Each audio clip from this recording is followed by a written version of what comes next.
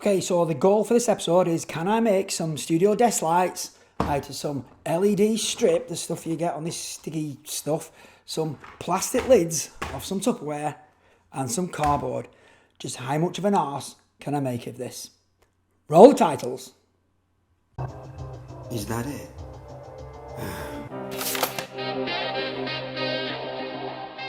Okay, the reason I want to make some studio lights, when I say studio lights, I mean studio desk lights, so lights suitable for just lighting up my sort of local sort of working surface area here, is because my existing lighting solution is pants.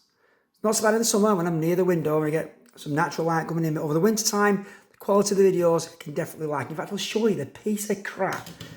This is the sort of thing about hanging just below the camera to provide the illumination. It's no wonder that in the winter the quality goes down. Get out of the way. We don't have to replace that. I could buy some, but I looked at some ones that looked reasonable, and these are they, and that was the price. It was like, yeah, I've got an ever expanding family, and I want to do this on the cheap. So I thought, okay, there's 300 LED lights on this strip. 300. That's a lot. At least it seems a lot anyway. And this, I bought this, put an affiliate link below. I bought this for £12.74, which is about roughly the equivalent in dollars and euros or thereabouts. I'm certainly not going to bother converting. But yeah, and I thought we could probably just get rid of the main box and probably stick this on something. First of all, I thought about sticking it just on cardboard. But then, 3M, posh stuff.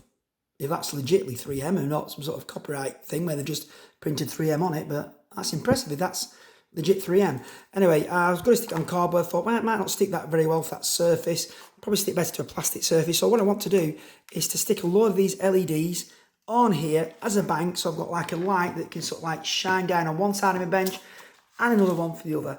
And for £12.74, you've got 5 meters of this, 300 LEDs. You've even got intensity control. I think there's about 5 levels of intensity, something like that. I had a quick test earlier. And the hell's the rest of it gone? The power adapter as well. So you've got all that for £12.74. If it works, of course, if it works, and that's a bargain. And of course, then we've got to do the creative bit of actually getting it onto here. So the cardboard bit, as I said, I was going to mount it on cardboard. Don't think that's going to be that good an idea. I just don't think it's going to stay stuck on that well and be very permanent. This is reasonably thick cardboard. What I'm going to do, the cardboard, I think I'm going to make the actual attachments to stick on the back. If that's going to work, it's potential for disaster here, isn't there? But if I get some cheap studio lights out of it, then I'll be happy. Better lighting than what I'm currently trying to work with. Look at the shadows there. Absolutely disgusting. Right, so first job is to work out how many strips I want to put whichever way round and what have you. Let's have a look at that. So 300 LEDs means I want 150 LEDs on each one of these panels. Tupperware lids. It's not even Tupperware. It's Asdaware or whatever it is I got these from. Can't remember. So I've got to think, do I want to line up the LEDs that way or downwards? Now, looking closely at these, not sure whether the autofocus will pick it up. The autofocus kicks in whenever I don't want it to, but it probably won't kick in now. There, that's brilliant. You can see that there are 3 LEDs and then a point where you can cut and put jumper wires across them cut points if you want to. So we've got to have 3 LEDs at a time. So we could have 3, 6, 9, 12 LEDs, etc. So I could potentially fit 3, 6 there like that. Will 9 go? 3, 6, 9 just go. So you could have 9 going down there like that. And you'd need, if you've got 150 on a panel, then whatever, 150 divided by 9 is going to be roughly 12 rows or something like that. 14 rows, something like that. I'll do the calculation and put it on the screen for you. If we did it this way, then we could have 3, 6, 9, 12 LEDs comfortably fitting on. And that means we'd have less cuts, which means less jumper wires going between each cut. So I will do it that way, so that there's just less work. So I'll stick them on, I'll have 12, 12, 12, 12, 12, 12, going all the way down. And obviously we'll need a connecting wire because this power supply, you can see, plugs into here. So between each panel, I need like some sort of wire that jumps across to each panel, which is easy enough. And I'll use jack plug so I can disconnect that wire so we don't get an old tangly mess. So let's start off by doing that. I'm going to do 12 rows across there, and then we'll do the jumper wire connections on them.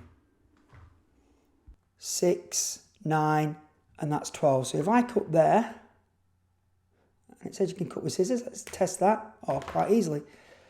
Now that's 12, and I'll stick that on there. And this is, I'm gonna have to mount that and I'm gonna have to mount this and get maybe some strain relief on this cable, put it right there like that. Otherwise, it's going to pull them off quite easily. And they do have this 3M tape on the back. So the idea will be that I tape that on, and I'll have 12 rows with a 13th row of just 6 either top or bottom, whichever way I decide to do it, probably bottom, at the bottom like that. So 12 rows of 12 LEDs going down. So I just need to neatly space them out. So I'm going to stick them down and then solder jumper wires on, and then we'll do a quick test. I will work out what the spacing is. So I will cut out 12 ready and we'll work out the spacing. So with a bit of help of a voiceover, I've stuck the first bit in the centre, so it's going to make it easier to stick ones evenly either side. So I'm just quickly manually drilling a hole so we can actually fit the power lead through to connect up to the top strip. Then I can feed the top strip through, stick that down. Next bit, we need to get a bit of strain relief, so I'm just bunging a load of hot glue around that hole and hoping for the best, basically. It'll be right. Stick down the connecting wires, the jumper wires with a little bit of blue tack ready for soldering, and the soldering. What else are we expecting?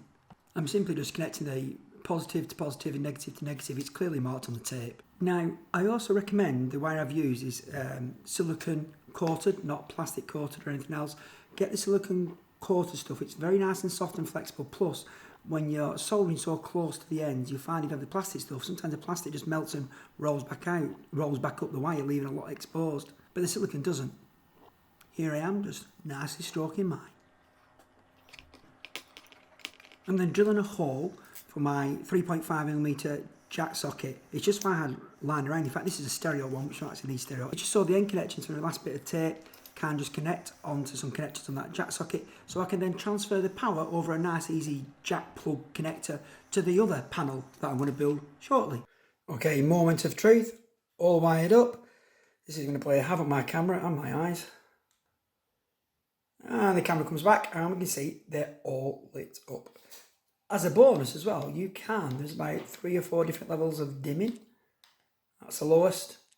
The camera's just having to, it's not going to sort itself out very well on that. But I'm not expecting it to. But it all works. Brilliant. On the very last run, so to take this down, you can see the very last run of the light, so we've gone in series, well, the light's all wired in series, but we've gone from one to the other, round, come down, and the last connection is then leaving the board onto this jack plug, which I showed earlier. It's on that side. And the jack plug, it's what I had in. So it's actually a stereo jack plug. So I've got a common, which I've connected the negative wire to. And then it's like, well, which one of these do I connect the positive to?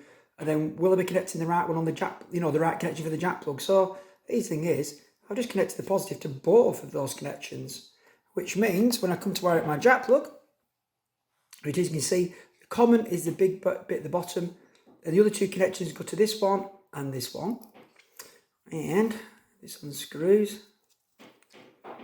We would have the common connection, which is that one, that's going to be our negative, and then both these will be positive. We don't have to try and think which one is it. Both are positive, and we'll connect a wire to both of them. So that means that I can just easily connect onto this with the jack plug and run it to that other set of LEDs, which I'm going to wire up now.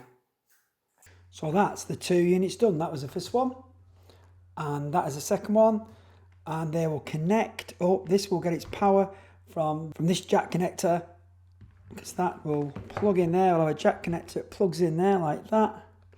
There's some wire on, coming out, and that will then transmit power, or send power to that jack connector, and then we'll both have them both wired up. So I'll make the cable up for that, and we'll see if this side works as well. So I'm going to use speaker wire, but you could use any 2-core wire you want. Remember to put your sort of outer sleeve of your jack plug on first. We'll just snip down there as well, just to start it off so we can separate them two wires. You remember we have a positive and negative. The negative is connected to the longer part of the, just get that out, the longer part of the jack socket, which corresponds to this longer part of this as well. So I'm going to say that this black part of this wire is going to be the negative, and the other is going to be the positive. And the positive just needs to connect to these two pins here, like that. So I'm going to connect the black in there for negative, positive is going to go to that connection, and then I'll connect it up. I'll do the same with the other end. So that's the connector soldered up, and we need to just add a little bit of strain relief on the cable, and by that I mean we're going to shove some hot glue up its clacker. Squeeze. Should do it. And the other end as well. Okay, so moment of truth. I've plugged in the original set. Not sure whether the camera's focusing very well. It struggles with, obviously, with the bright light shining off at it. But let's plug in. I've already plugged in my cable on that side, so I'm just going to plug in. I've got a screwdriver handle in my hand. I'm going to plug in that side. And hey, there we go. As if there was ever any doubt. One advantage of this, I mean, if one of the LEDs did go, you could just replace that particular strip if you wanted to. Just unsolder that strip, put a replacement strip in. Next thing is I'm just going to build a couple of simple stands and just to set them up above. But I can give you this sort of effect. This is on the dimmest setting as well, but we've got some good lighting there.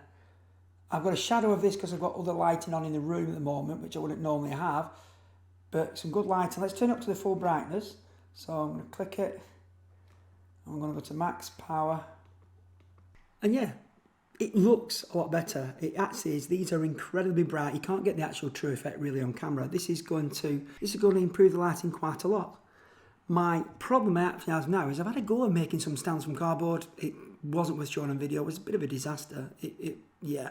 So choices are either I've got a little bit of wood, about 2 centimetres, about 2 centimetres leftover wood that I've got. So I might make some out of that, or you could buy some off eBay for about, I think I've seen some for, not eBay, Amazon, or you would be able to get them on eBay, for about £15-20 for a couple of cheap desktop stands.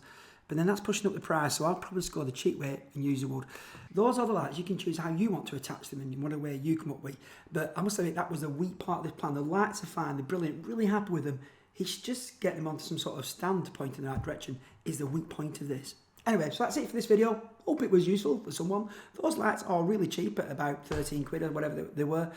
So, thanks for watching. If you've put a like on, thanks very much. If you've subscribed, thanks even more. If you're a patron, thanks very much. Really appreciate it. All usual links for all that sort of stuff are down in the description and everything. You know all that. But anyway, till next time, catch you later.